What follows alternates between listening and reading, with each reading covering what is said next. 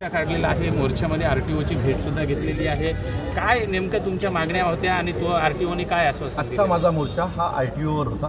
तुम्ही जर पालघर जिल्ह्यात येत असाल तर तुम्हाला पालघर जिल्ह्यामध्ये यायला आणि जायला 5-5 तास लागतात, कारण ट्रॅफिकला शिस्त नाही। इथे हेवी ट्रान्सपोर्ट जो प्रकार आहे तो एकावर एक गाडी चढवली जाते आणि त्याच्यामुळे मागे ॲम्ब्युलन्स अटकल्या जातात, गाड्या अटकल्या जातात। यावर आरटीओचं कुठल्याही प्रकारचं लक्ष नाही आहे। त्याच्यासोबत रॅपिडो हा अनधिकृतरित्या वसईविरांमध्ये चालवला जातो, त्याच्यामुळे रिक्षा व्यवसायावर त्याचा परिणाम होतो। आता रिक्षा आहेत, त्या रिक्षा देखील अनधिकृतरित्या एकाच नंबरवर 5-5 रिक्षा चालवल्या जातात। हे सगळं यांना माहिती आहे की नाही हे विचारायला आज आम्ही आलो होतो।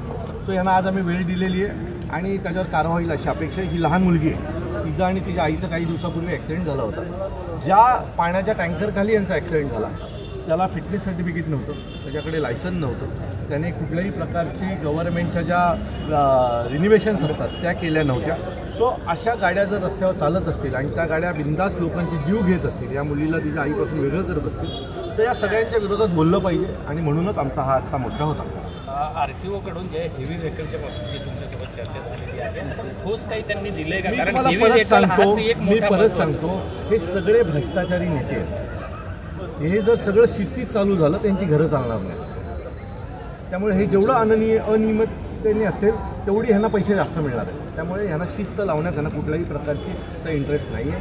तर उद्यापासून यांना म्हटलं आमची पोरं रस्त्यावर उतरतील आणि शिस्त लावतील। आता पुढच्या 8 दिवस हे काय करतात बघू, नाही तर आम्ही स्वतः रस्त्यावर उतरून या हेवी ट्रकला शिस्त लावल्याशिवाय राहणार नाही। ओके।